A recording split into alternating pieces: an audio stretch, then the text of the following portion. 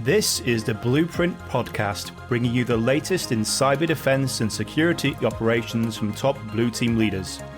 Blueprint is brought to you by the SANS Institute and is hosted by SANS Senior Instructor John Hubbard.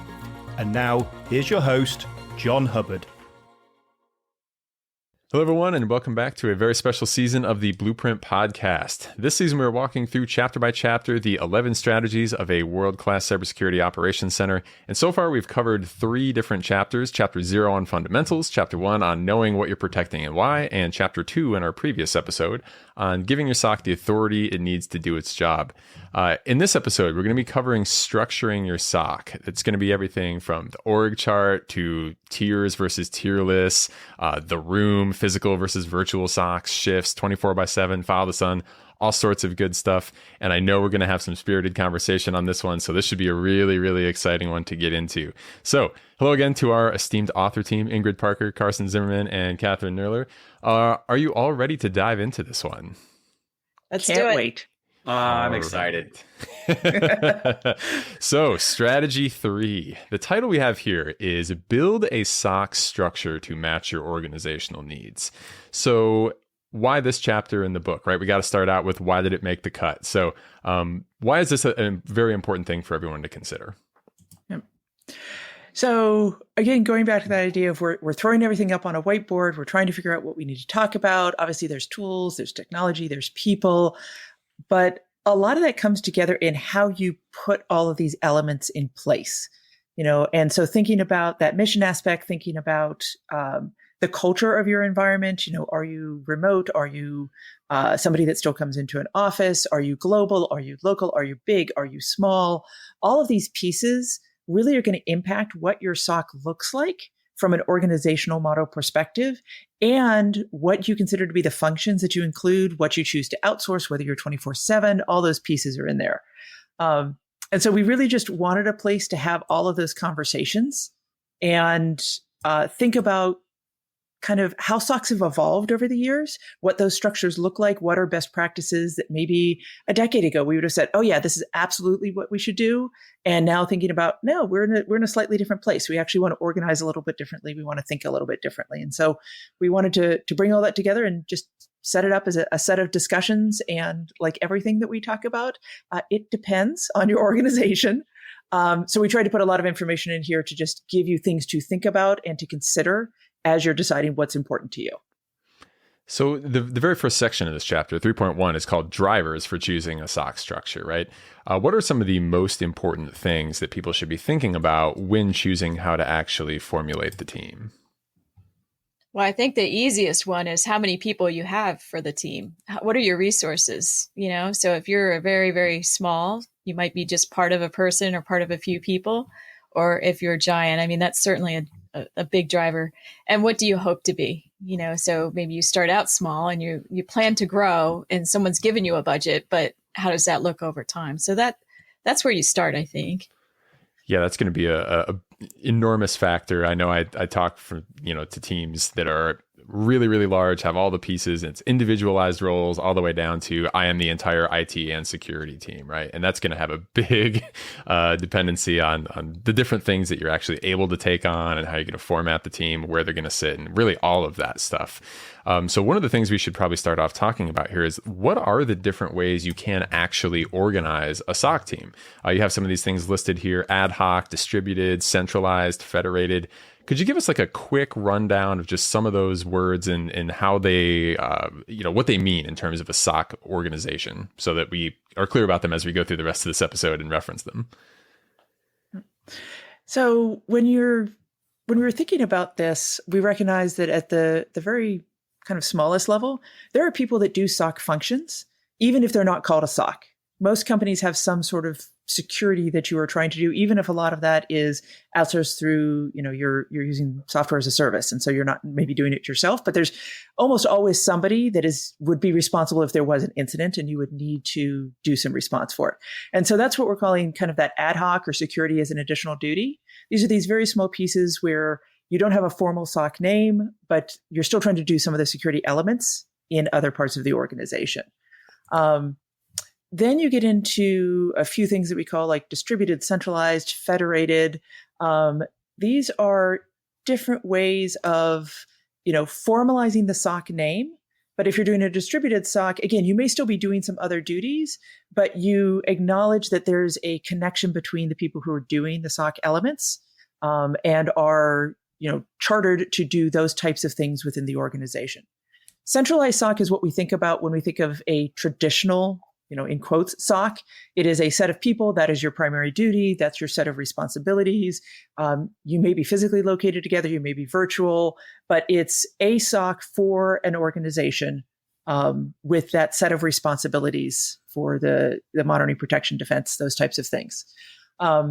Federated goes back to a little bit about what we were talking about in the previous strategy in terms of SOCs that maybe support different business units or different parts of your organization rather than being a single SOC within your organization. And often these will be peer organizations. So it's not that one recruits to another, but they need to be sharing information across. That's different than a coordinated or hierarchical SOC where there will be kind of a SOC above those organizations that has a level of responsibility for bringing things together. If you're looking at a coordinating SOC, this is what you get with a lot of like large business, large government organizations. Doesn't necessarily direct those day-to-day activities, but is providing guidance across the different organizations. And we differentiate that from your hierarchical SOC, which tends to be more involved in the day-to-day operations. So it's a lot of terms. We've got all of these in the book, but it really is just trying to acknowledge that there's so many different ways that you can call your SOC different names. And as Kathryn was stating, a lot of this has to do with just the size of your organization, as well as the structure of your organization. Great. And so I know there's a chart in here and the way that you spoke through them. So just so the listeners know, it's generally like from what you said, first to last, it's kind of like growing larger is typically how these things end up landing.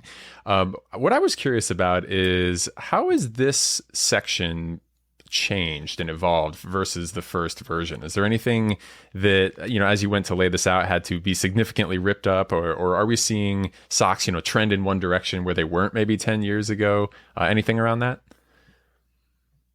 Well, I think we'll get into some of this.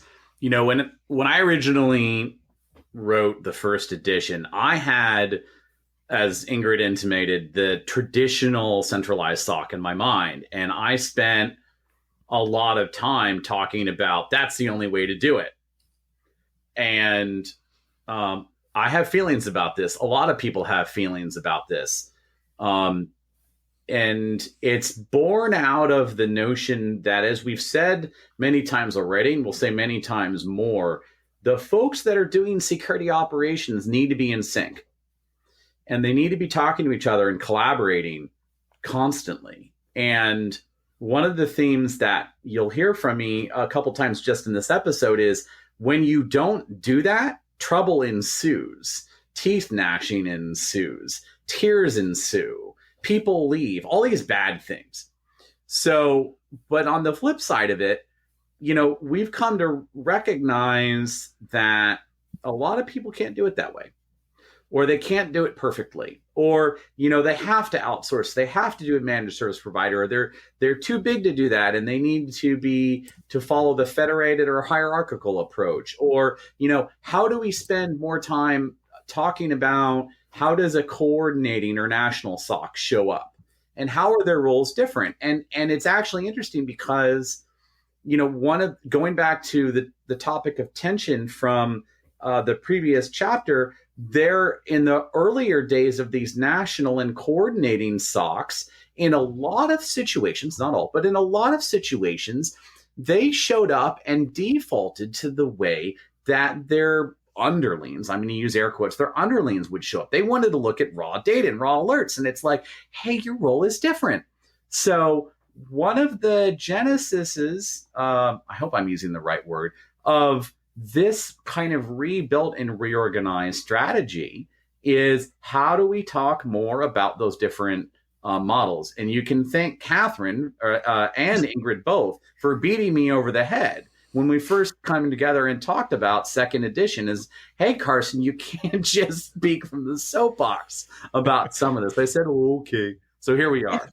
Yeah, and so some of my argument was about why these giant coordinating SOCs maybe shouldn't be centralized is it comes down to context.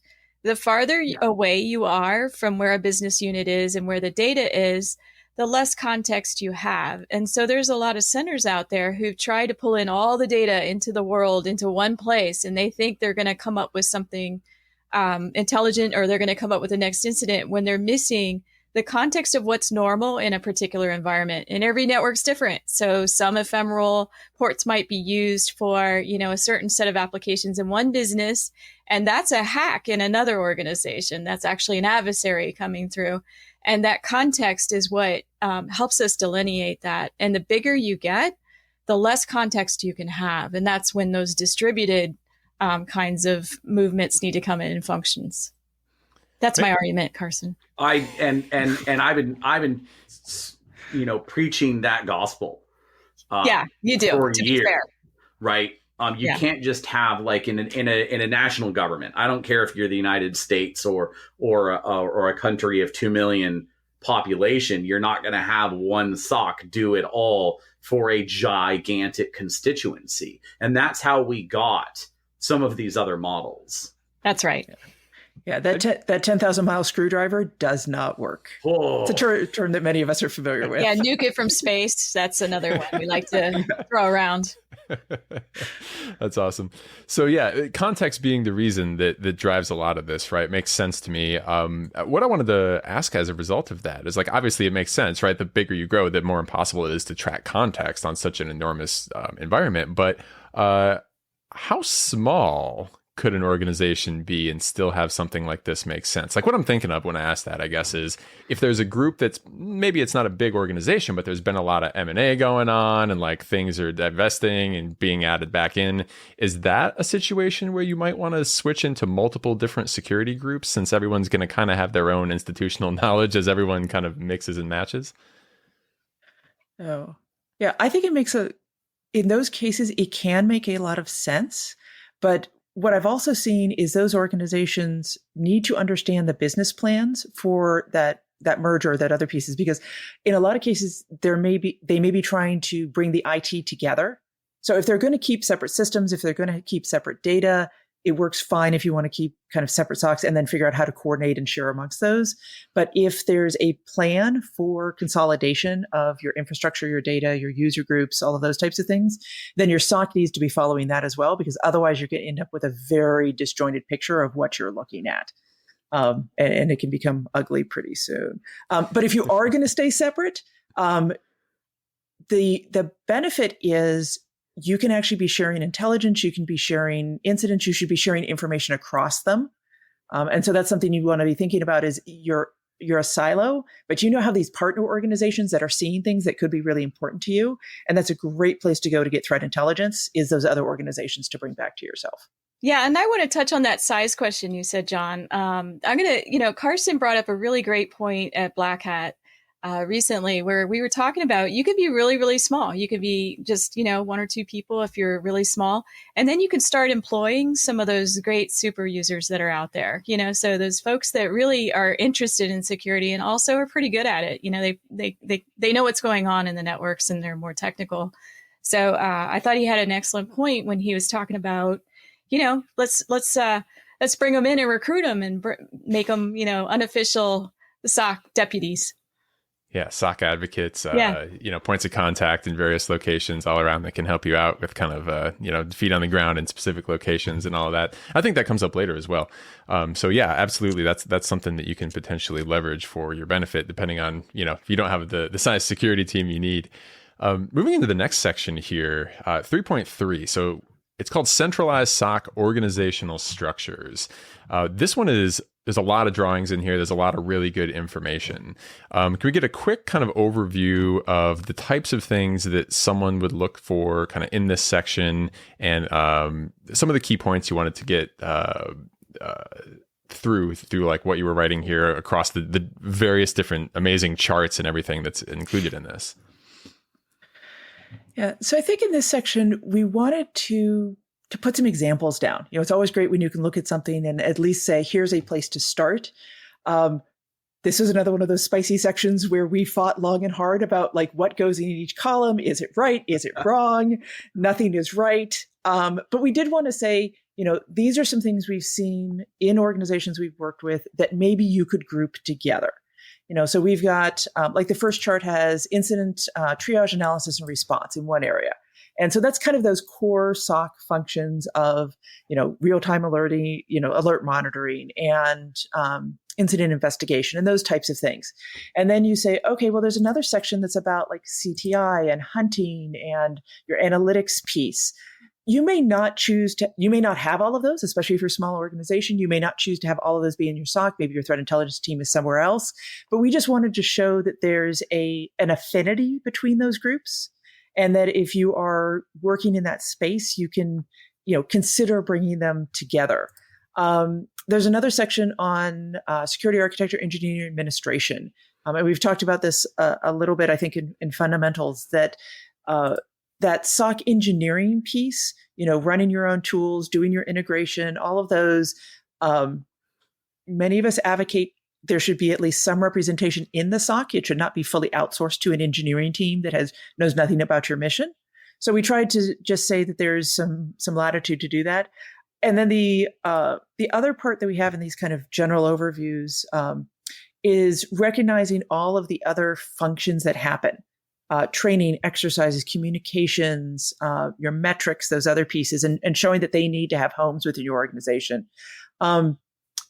One of the other things that's on these charts, and you're seeing in a dotted line on some of them, is vulnerability management.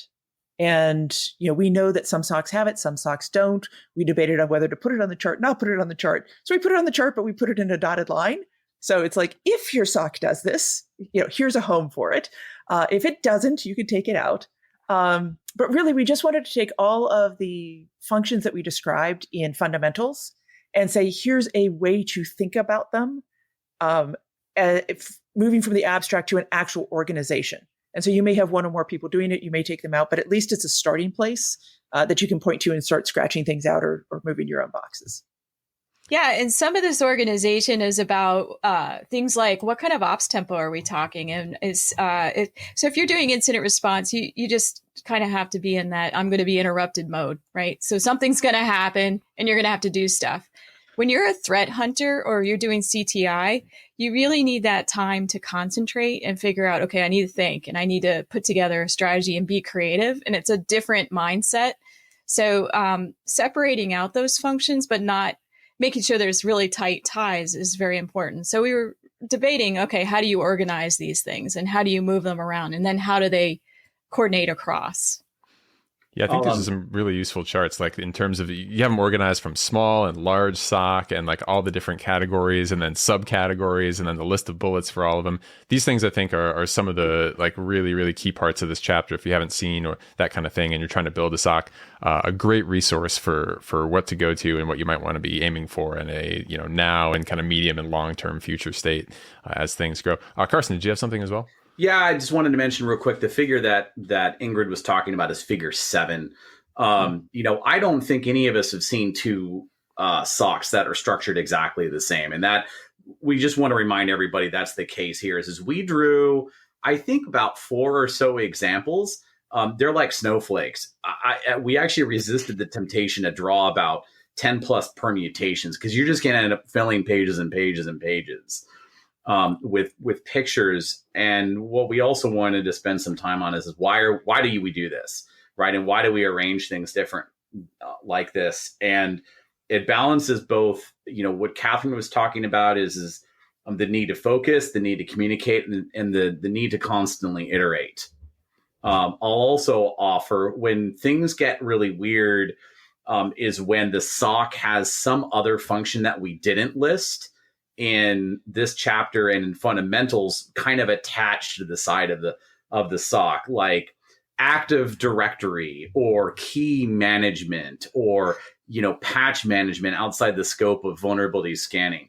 And what often happens, and the reason why we didn't include those here is that tends to then draw the attention of the lead of the SOC towards things that aren't really focused on finding, people doing bad things in cyberspace and then responding to that. And that's why you don't see a bunch of those other functions featured here. Yeah, so this is the more typical things and the things that we think kind of best align with the typical mission of the average SOC, right? And the other thing I'll go into is I want to talk about SOC engineering. This is Carson's going to get on his soapbox for a second. One of the things that I've seen happen with successful SOCs, and I see don't happen in folks in SOCs that struggle a lot, is the ability to take the needs of the analysts, the people who are doing incident triage, investigation, and response, and translate those to the requirements that are satisfied by engineering and the timescales at which those requirements are satisfied. Different SOCs have different approaches to this. Some have dedicated engineering functions. Sometimes engineering is a job of that role. I'll give you a very concrete example. I've run into more than a few SOCs where the people doing incident investigation also have some responsibility in improving tools or improving data collection. And I could spend an hour, I won't, talking about all the permutations of that. What I will say, and we're going to probably talk a couple more times about today, is that every section of the SOC needs to have time built into their schedule and into their capacity for improvement. I don't mean training, although I do. What I'm referring to is building up processes, procedures, tooling, automation, etc. And you'll hear this. Some people talk about the concept of agency. Some people use the word empowerment. Say what you will. The point is that this drives improvement and it drives investment and engagement. And that is absolutely critical. And I've seen SOCs, every permutation of pulling any of these major functions out, I've seen it, and I've seen it go absolutely terribly for everyone involved. Absolutely. Just people in tears because they can't do the most basic functions of their jobs. So to all of you listening, please don't take this stuff and put it elsewhere. If you can avoid it, trust me, it'll work out better when you bring it together if you can. I'll give you a real example of this engineering problem because I've seen it. Actually, I get calls, in this question a lot. So a group, I won't say who it is, actually has their engineering completely outside of the SOC, and they're responsible for choosing a SIM. So the SIM they chose was one that followed the basic requirements that the SOC had handed them, but they weren't able to then test it for actually what it does. So they handed to the SOC. They had tested that you could turn it on, you could plug it in. And so all of that part worked, but it didn't do the correlation rules the way that the group wanted. It was an off-brand, by the way, that they had chosen. It's one that, we don't hear a lot. And so the SOC was left with this tool that was bought by engineering based on requirements that was able to be turned on. So it happens all the time. So to Carson's point, yeah. I really, really love that point. I've lived that. I teach that. Yes, I've definitely had those points in my career where they're like, "Here, John, we bought a new tool. The vendor says it's great." I'm like, "Oh, they do, huh?" I'm gonna preach just a little bit more, and then I'll shut my trap. Thank you, Kathryn, because that is one of the examples I have in my mind. And people often say, "Well, you should just be able to write all the requirements down, and then have some other engineers, satisfy those requirements." And there are many flaws in that logic. Even though I appreciate where people are coming from when they say that, there are multiple flaws. One of them is the notion that the people who are in the best position to deliver a requirement are the ones who have experienced the pain of the solution that they're trying to address. And I see it every time. If you haven't lived the pain, at least a little bit, your understanding of how to respond and meet that pain is orders of magnitude poorer. And then one of the other flaws in the logic, there's actually two more. One of them is that you're going to have time to write them down with enough detail that someone who doesn't understand that area is going to be able to pick it up and know what to do. And that is cyclical, because as soon as you're done defining the requirement has changed. And this is what drives everyone absolutely batty when you've got ops like way over here and then engineering way over here, and you put a brick wall between them, is that you're iterating so quickly you have to.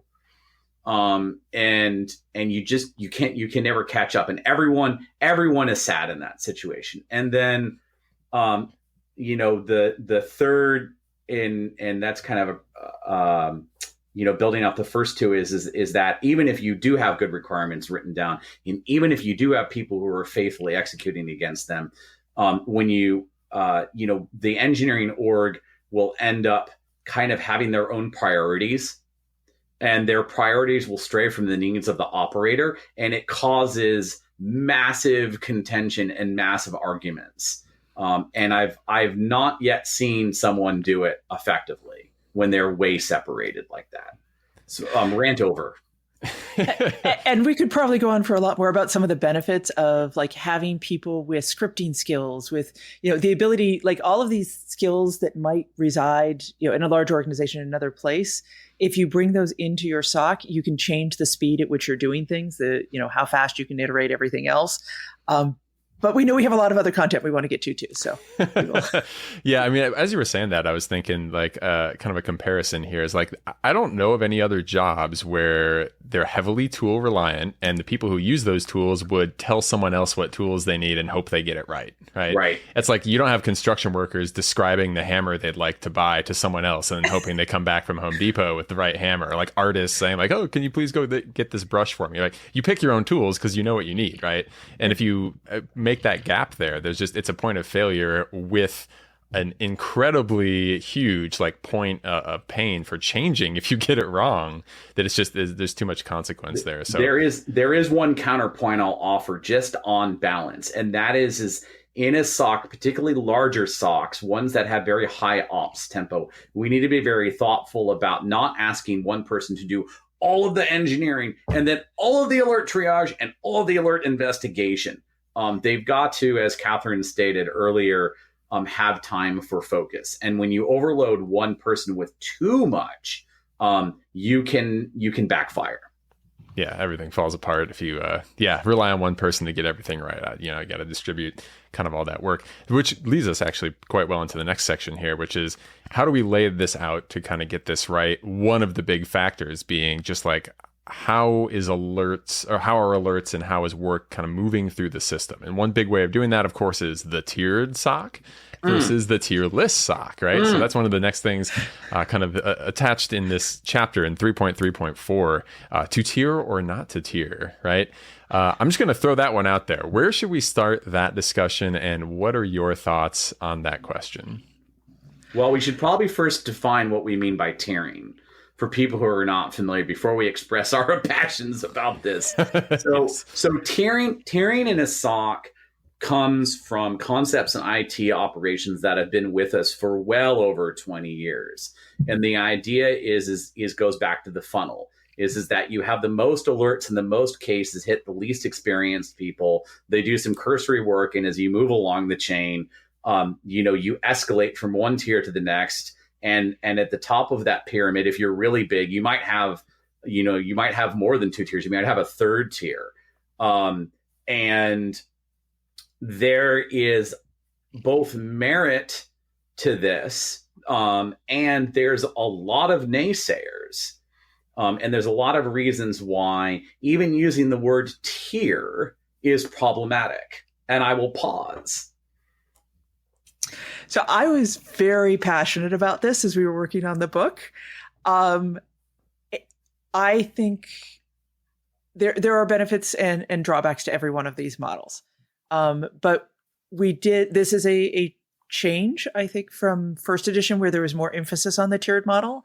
And I really wanted to emphasize that I have seen small organizations, large organizations, people be really, really successful with a tierless model. And I think that not only does it help operationally, but it's really important for the growth of the people in your organization. Because instead of your junior analyst, looking at the same thing day in, day out, never getting to see how it moves through the path, never getting to kind of stretch their skills, always having that ceiling that they're hitting, and then having that alert burnout of just seeing the same thing day after day. If you can move to a model where they have more opportunities to be challenged, with things they haven't seen before or see it through to conclusion, you just are able to build a set of skills and help those people grow, and you have better retention and you have better outcomes. And even if maybe it takes a little bit longer for them to do things, they learn as they go, and you actually become more efficient over time, and you create better partnerships amongst your junior and your senior analysts. There's no longer this line of, oh, I'm not that level yet.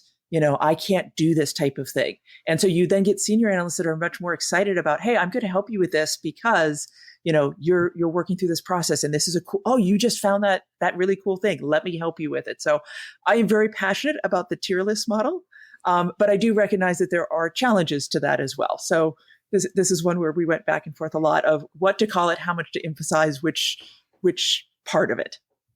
Yeah. And so I'll just offer some of my own experience. I've been in both. And the more rewarding environments for me personally were the tierless environments. So, you're the one on call, an incident comes in, you handle it from cradle to grave. So you're the one putting the documentation. And the benefit of that kind of model is you have one person who has the continuity through the whole thing. I've been in a tiered model as well, and I've set up tiered models for large organizations. And it is tough to get that first line, to the ones that are sitting there, passing on alerts. They see an alert, they pass it on to a tier 2 who will then go handle the incident. Those folks are at least happy. However, the level 2 folks are a lot more happy because now they don't have to worry about all those things coming in. They got someone else that are filtering out the noise, and they can really focus on the more advanced things. So I've seen it work both ways. It just depends on, the environment, I think. And like Ingrid said, you really want to mentor that tier 1, you got to spend a lot of time with, because you will lose them. Like there's no tomorrow. If all they're doing is pushing buttons all day long for years, they just won't stick around for that. Yeah. Now that I described what tiers are, I'll also take opinion in a position. And no surprise, I'm in agreement on 2 levels. Number 1, I recommend against using the terms tier 1, tier 2, tier 3, because it creates an artificial hierarchy and, quite frankly, is not an inclusive approach. And it puts people in bin, and it puts people in boxes, and it's just the wrong way to start out. And then the position I'll also take is everyone's got to feel like they've got agency and empowerment. And the way, depending on how big you are, that might look like the people doing triage might also be the people doing investigation of an incident all the way to the end. And or they might be the people doing alert tuning. They might be doing some alert triage and enrichment and filtering automation. They might be building notebooks. They might be doing all kinds of different stuff. And that all strays from the traditional notion of tier 1. As a matter of fact, and I've said this before on stage and I'll say it again, I think one of the few things, if anyone were to say something is dead in security operations, the only thing I would say, one of the few things I would say that is truly dead is the notion that you're going to have tier 1 analysts, all they're doing is triage and nothing else. That idea is unsound. And I think we're all in violent agreement that idea needs to go away. The question is how do you also compensate and deal with, hey, you've got junior analysts coming in. How do you differentiate their roles and responsibilities or their duties and from people who are more experienced? And how do you do things like quality control? And how do you leverage automation in all of this? Because the ideal situation is getting rid of, as much as you can from the very mundane routine. You've seen it before, like, oh my goodness, do I need to see this alert again type of thing? So how much of that can you make go away so that even for those people who might be spending more time, focused on the triage, they're not fighting the same battles every day, and your senior analysts are definitely not seeing the same things every day. I'll also mention a little bit of hyperbole. I've heard from people say, oh, tier 1's totally dead. Let's parse that out for a second. Again, pun intended. what's dead is what I talked about before, is the people that are just smashing alerts. However, people say, oh, we've completely got rid of our tier 1. I think it's more appropriate to say you still have people in the SOC who are taking incoming signal and figuring out what to do with it. That's triage. You still have people doing triage. What's different is they may not have as many alerts, and that they're much more intelligent. So when people say we've gotten rid of tier 1 entirely, I think that's being a little over dramatic. What I would rather fall back is to what we've been saying for the last 7 minutes. Yeah, and let me add to this, because I'm dealing with some of this right now as we speak. Some of these SOCs have outsourced that tier 1, so it does still exist. It's not dead. They've outsourced it. They've hired a company to do it for them, and then as that company finds something, it comes to the tier 2, and they just have 1 or 2 incident responders that are tier 2, something like that. And I'm sorry, I still use tier 1, tier 2. I'm stuck in that. Yeah, it's an easy way. My bad. This was one of the pieces of controversy that we had. Is originally when we first started talking about second edition, I'm like, oh, just say tier 1. It's easy to understand. And Ingrid and Kathryn were like, don't be like that, Carson. So here we are. Yeah, here we are. And it's hard to talk about it otherwise. It is. So one of the other points to counter some of this is I've also encountered SOCs who take it to the far extreme and say, we're going to tune the alerts down so much that they're so high in fidelity, we can page people on their phone, and we don't ever have to do anyone doing any triage. And that concerns me as well, because they've ascended this curve and then gone down the other side of that curve, where they're also being ineffective, because in spite of all of the machine learning, all of the data science, all of the filtering, all of the AI, and all of the buzzwords we've thrown at this, there's still a large number of detections where the results, it takes a human to pick out the ones that are interesting and fun and unusual or noteworthy. And I've not met many people who have gotten to the point where they can really eliminate the human from that entirely. They're on the road to doing that, and they're constantly marching towards that. But that goalpost keeps moving.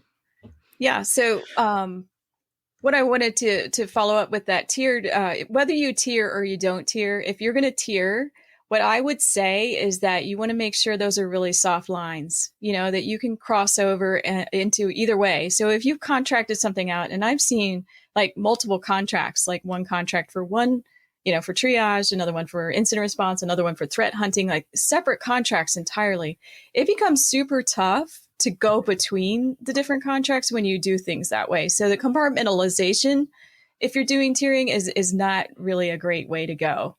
So soft lines always. Right on. Yeah, I'm glad you all went into that kind of impassioned discussion. I feel the same way. I'm biased because I worked and I'm a product of a tierless SOC. The way I kind of think about this is I think most people get into InfoSec to do like challenging, fun work, right? And if you're like, great, you did a whole bunch of tough stuff to get here, now you push this button, and that's the button you push all day. People are gonna be like, I didn't get in here for this, right? And so people are gonna want a bigger challenge than that. And I think very much depending on how you define your way your tierless, situation or tiered situation works, you can go closer or further from that. But, anecdotally, when I talk to students that are like, oh, I'm very unhappy with my SOC job, it's those that don't have a big variety in their day, right? Absolutely. And they want to learn more, and they feel like they've hit a glass ceiling, and they're like, I can't get promoted. I'm stuck. I do this thing that's boring and horrible. And so guess what? I'm hitting the door, right? And I'm going to go find another job somewhere else. People want to keep moving, right? And that's kind of what I think is one of the big things to keep in mind when it comes to this. And you can do tiered SOCs, right, where people are still able to learn and do all that fun stuff. But I think that model, at least in a traditional sense, has been less oriented in that direction. And I'll refer people once again back to the book. We were talking about section 334 here. We listed a whole list of stuff in terms of considerations on to tier or not to tier, and what you need to continue doing, and how to empower the analyst and all that good stuff. And if we talk through that, we'd be here for at least an hour. It's tough to cut ourselves off. Yeah, and we get into a little more of this in the workforce section too. Yeah. Yeah. So let's say, we're to the point where everyone probably agrees, right? That like, yeah, more variety is good, learning is good and all of that, but we still have some grind work to get through. And, how are we going to get that done, right? Outsourcing is one of the other things that comes up in this section. Could you speak a little bit about the things you might outsource, the ways you might outsource, and those sorts of things, how that meshes with what we just discussed?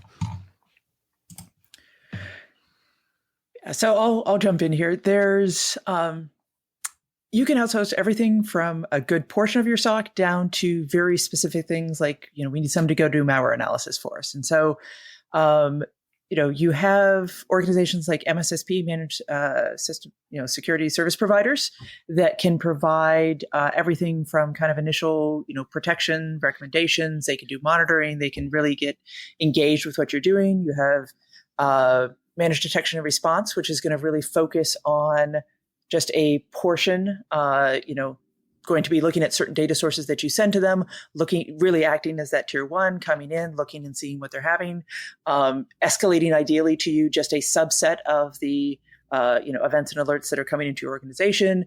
You can have an incident response partner, somebody who you have either full-time or on call. So if something does happen, you immediately have somebody that you can bring in and they can be part of the investigations. Maybe they put different logging in place or they help you with the response. You can outsource for things like exercises, red teams, purple teams, tabletop exercises. You can bring people into those specific things. You can work with people who provide you CTI. You can work with people who provide you, like, all of these different elements are possibilities. And so thinking about what your team is really good at, what skills do you already have in-house? What skills do you not have in-house? Where are you trying to grow people? What does your budget look like? If you're a smaller organization, then you might be looking at those MSSPs, MDRs, others as a way to really augment your own staff if you only have a few people, because they can be 24/7. They're going to be able to see across multiple organizations. They're going to bring a larger set of knowledge into that space. If you're a large organization, you have a bigger SOC, you may choose to just outsource some of those more specialty functions or have people on call for when you actually need them. So there's a lot of different ways to play. But it really comes back to thinking about the functions that you have in the SOC, where you want those functions to reside, and what skills and capabilities you're able to have in-house, and then figuring out what you want to outsource from there.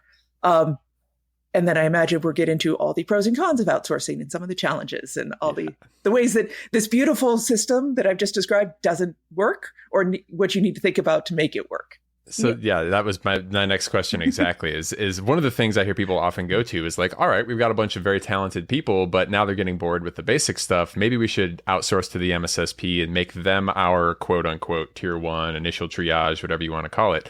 What do you think about that as a way of kind of dealing with that basic work that isn't super exciting threat hunting APT type stuff? Is that a model that works well in your mind?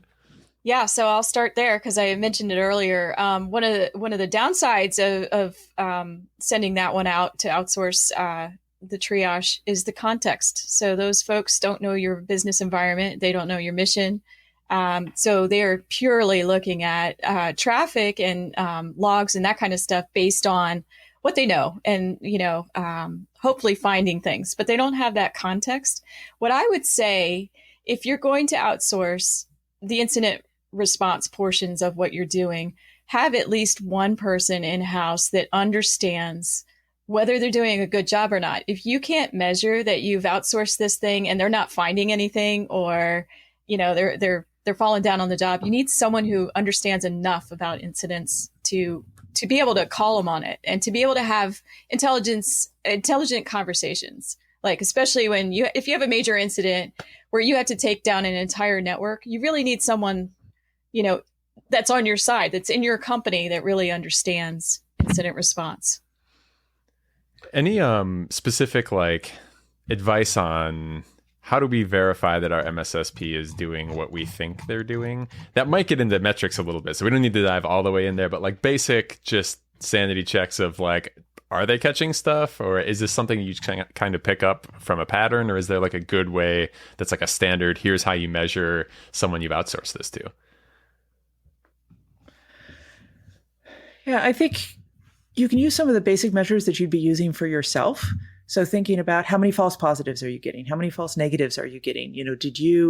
Maybe you've outsourced some of this, but you have a hunt team, and the hunt team goes back and finds things, and you're like, oh, we should have seen this as well. Why did you not do it?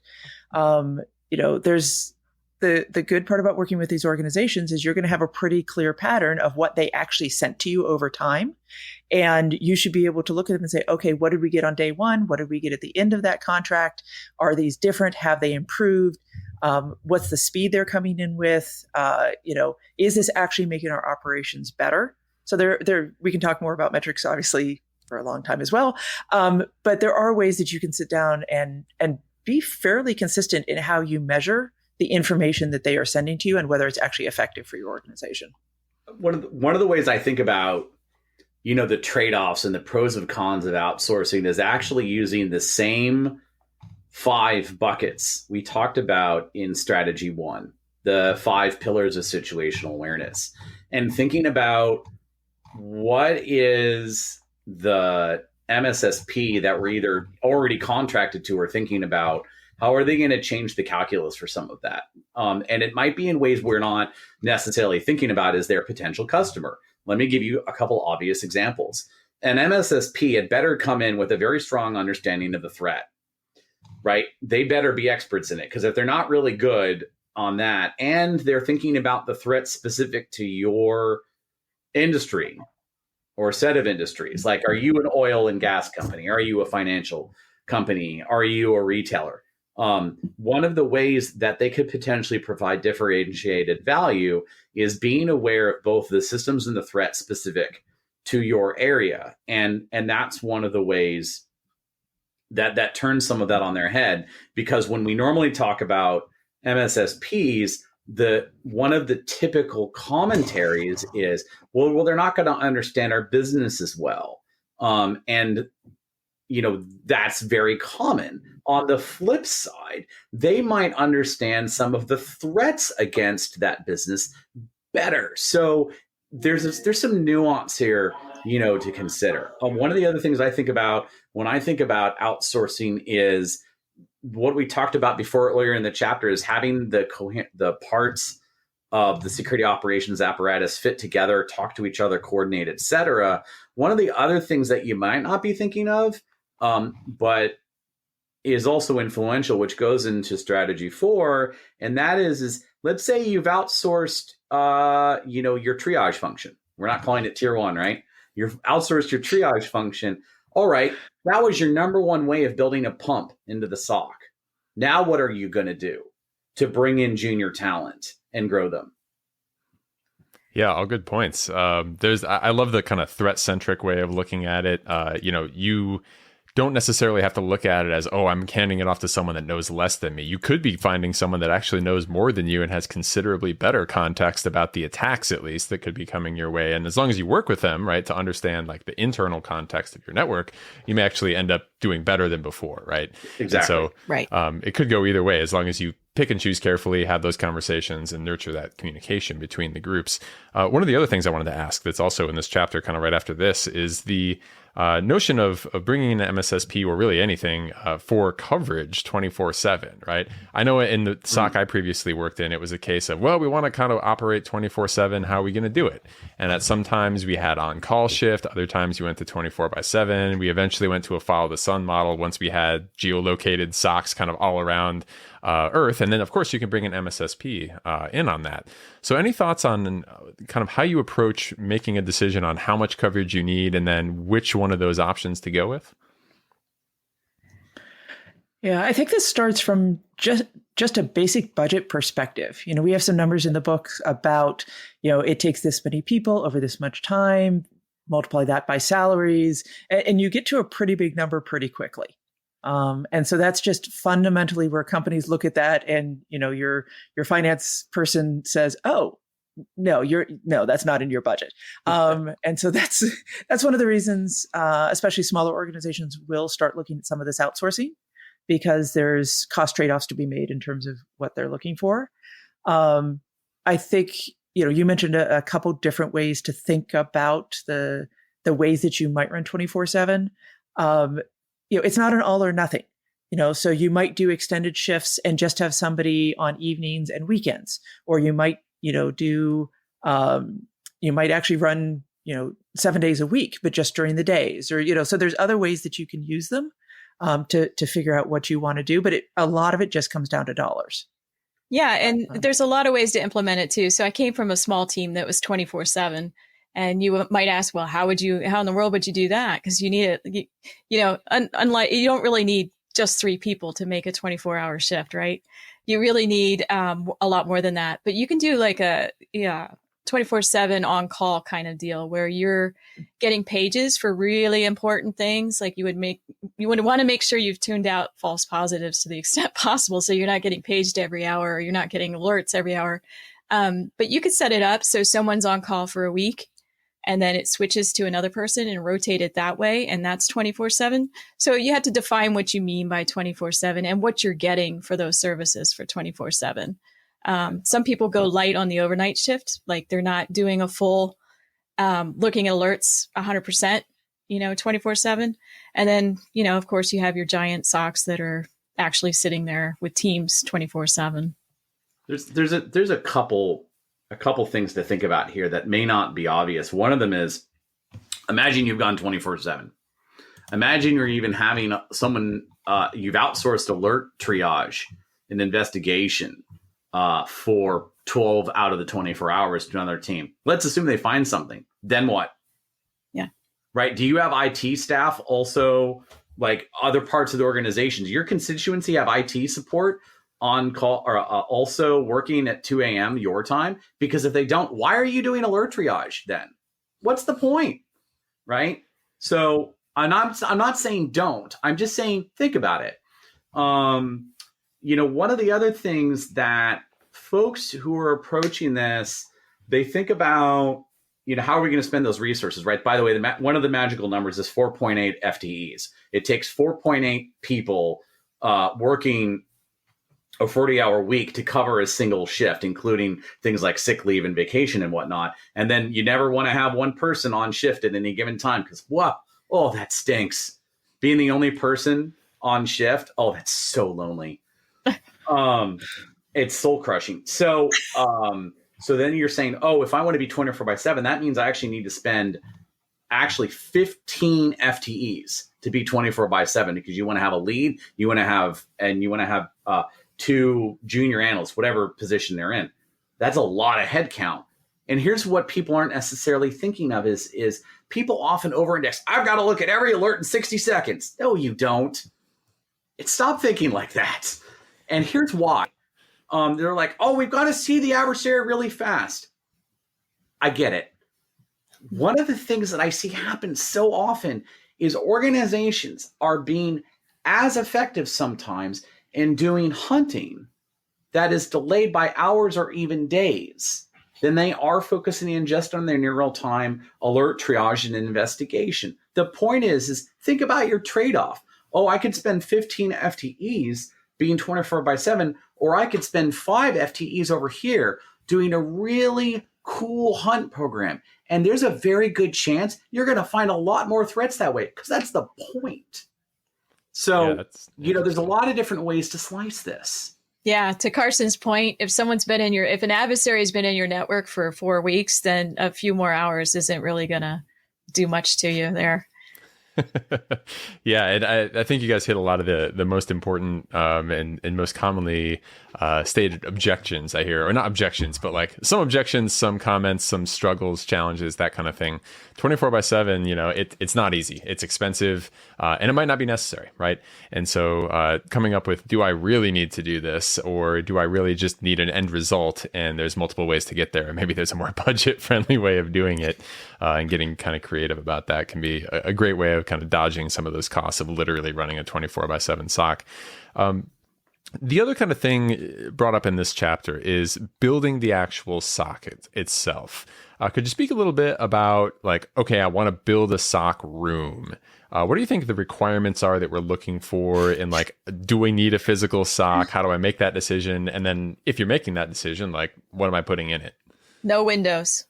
No windows. I'm just kidding. I'm kidding. I did that. I lived that. Before no windows, lower the lights. Yeah, people often, I've literally seen SOCs that were actually inspired by your favorite sci-fi movie, and people spend a lot of money on them, and I get why that happens, right? It looks cool, it makes people feel great, it's good to show the executives once a year. There's a whole bunch of reasons to do that, but I think we should first talk about what's the motivation. Why do we in the the year 2023? Man, I've been doing this a long time. Why do we create these places?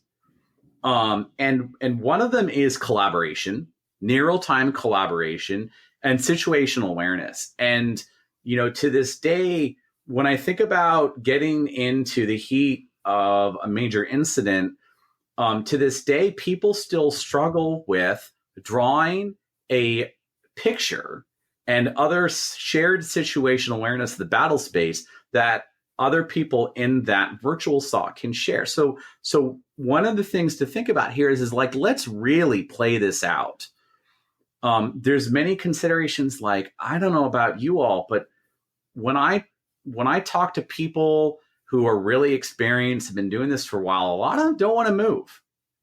So what are the advantages and disadvantages to demanding someone change their locations to work in a SOC? There's a bunch of different pieces here. Yeah. Go ahead, Ingrid.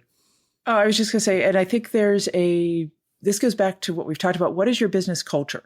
Are you a organization where everybody else is still coming in? Are you fully remote at this time? Where do you need to go?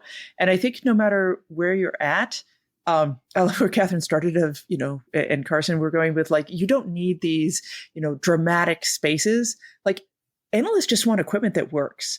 Like, analysts will tell you, give them 3 to 5 monitors before you give them whatever fancy lighting situation you have in mind. Give them a mouse that's actually comfortable. Give them a good chair. Give them a standing desk if they're at home. Like, those types of basics actually go so far compared to any of the fancy stuff you might put into place.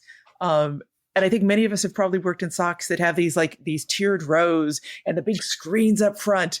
And those screens end up having, some news source or some movie going on at 2 a.m. because that's actually all they're good for. Like, see the pew pew maps of, oh, the adversary was over here and now they're over there. And like, oh, we're going to put up this dashboard and it's going to be great. And the only time those get turned on is when they're doing like a presentation to some executive. So I think no matter whether you're physical, virtual, or anything else, go back to the analyst needs. Figure out how to make them comfortable with the things that they need to do. Give them the tools, give them a budget, give them, buy it for that physical space.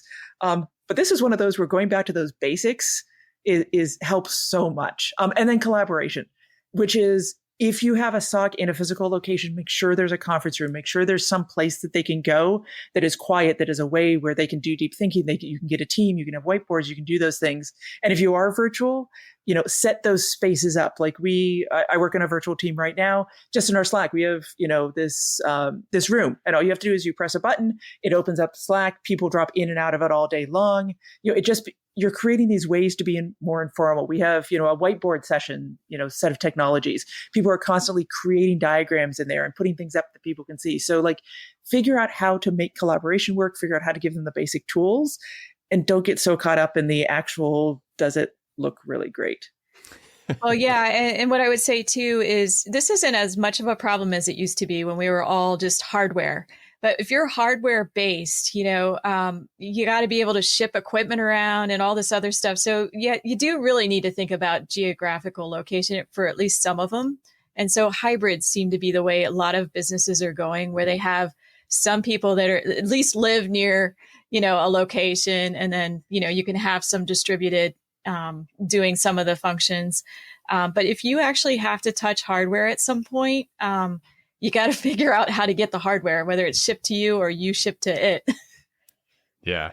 That was a perfect kind of answer of the question I was going to ask anyway. It was like, what is the actual essentials in a physical SOC, right? And I totally agree, right? The collaboration, situational awareness, right? Those are the things that you really need to get the work done, to make sure everyone has like zero friction from, oh, I have a question and I'm going to get that question answered. Because as soon as someone's like, oh, I have to open a application, I have to walk across a room, whatever it is, that's when people start to just not do those things, and then things can fall apart a little bit.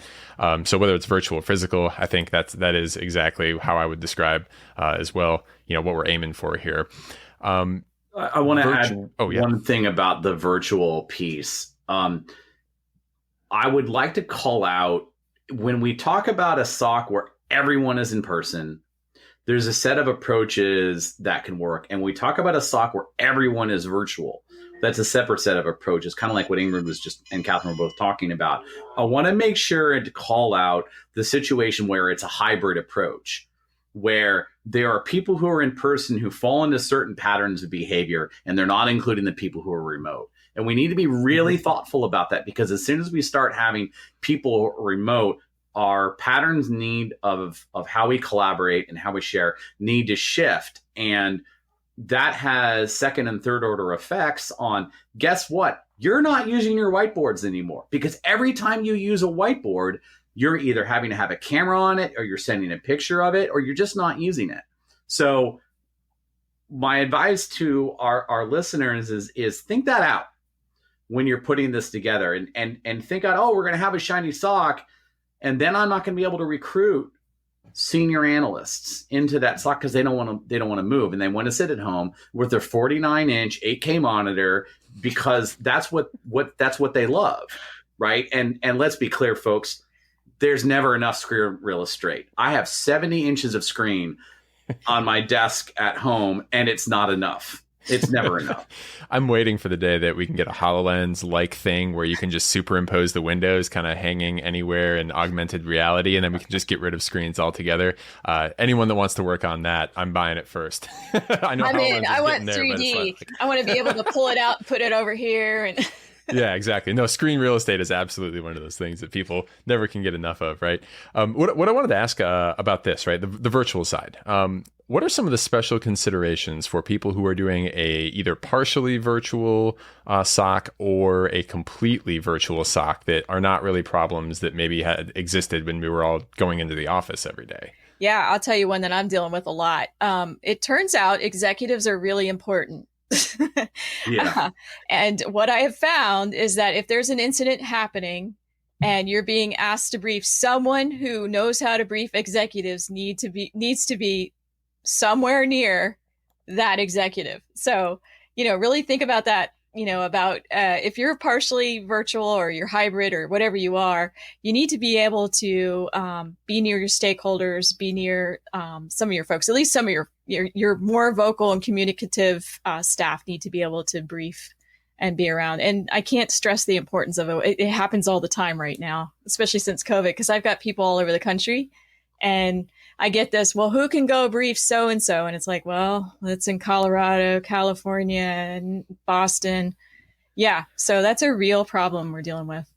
I would also, this is going to be rare. I'm going to actually slightly disagree with Kathryn, or add an asterisk to it and say it's dependent upon the work remote culture of the executives, right? So if your entire company is used to interacting with each other on Slack or Teams or whatever, or Zoom or what have you, then I think that's going to influence that situation as well.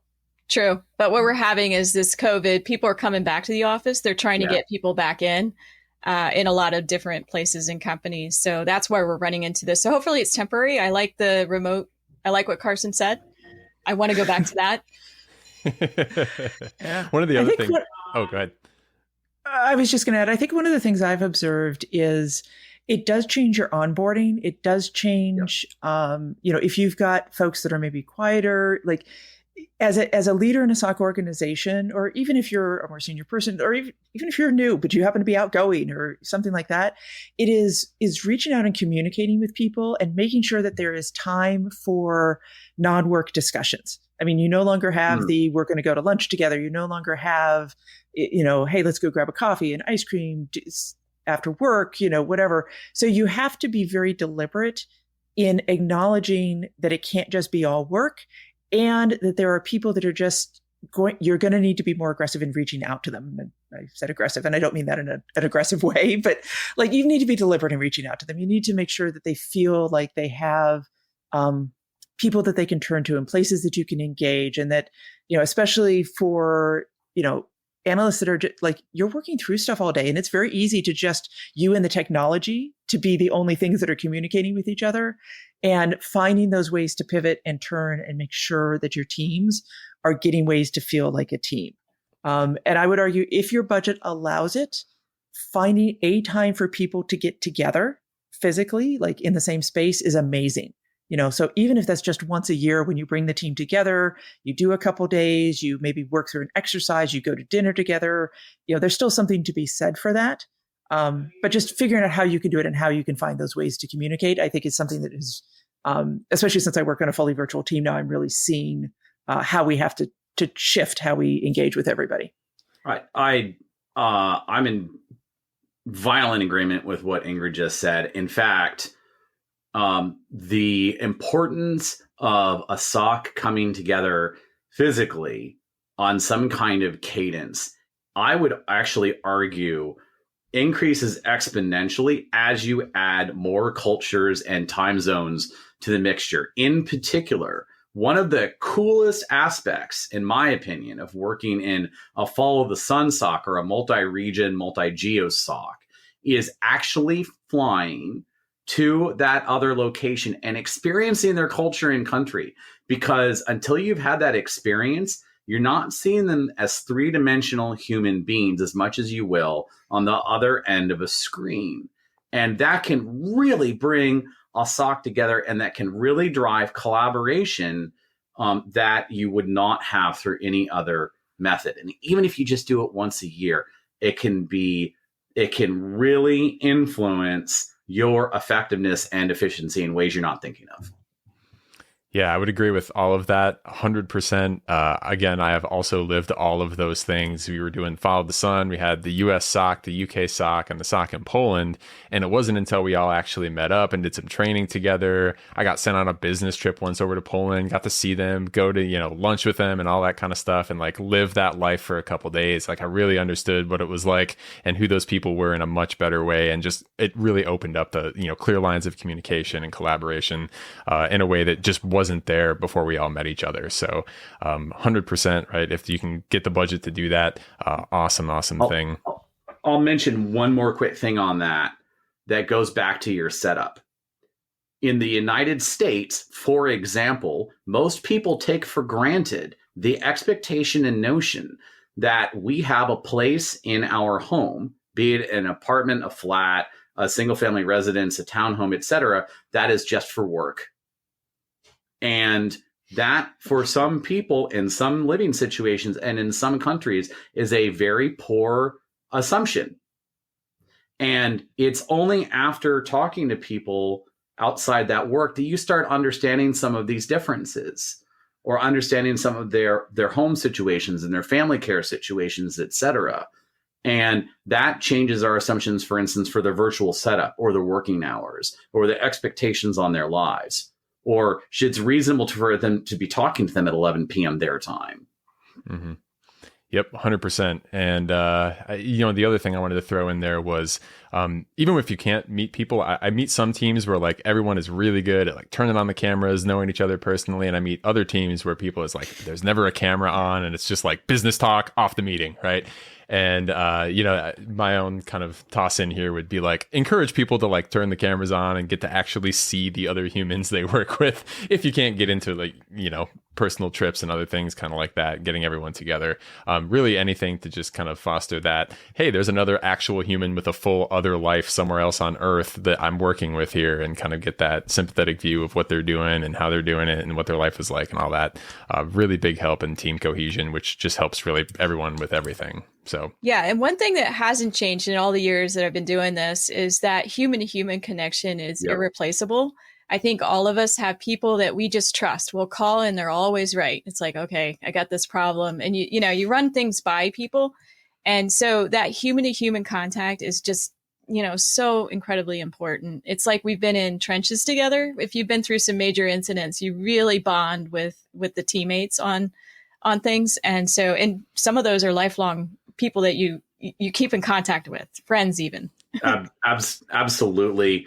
That's actually one of the reasons why that's been kept me going, doing this long as I have is the bond that forms between people who have been involved in a major incident. Like if those who have been doing this did this through SolarWinds, for example, think about the friends and experiences you had through SolarWinds and how that influenced it also. And we're going to talk about this when we get to incident response. Looking out for each other, knowing what it's like for you or the people around you to get crispy and to tap out. And at the 9th day of working 12 hours, I'm not thinking 100% right now. And it's only after having that bond that you really can understand, what's going on with the people around you. Yep. Well, that's probably a perfect place to wrap this one up. So if we were going to summarize the key pieces of this strategy that you really want people to consider and take home, anyone want to take a crack at what should be the checklist in people's minds from this episode? I'm going to throw mine in. Mission context, setting up your SOCs so that you get the best worlds to be able to get context across your organization and enterprise. I think I'd throw out, know what your SOC is chartered to do, understand what you have from a set of skills, and then identify how to best deploy them from both the organization, whether you need to outsource, the other types of things. Like they all kind of fall under each other. But you really need to evaluate what you're capable of.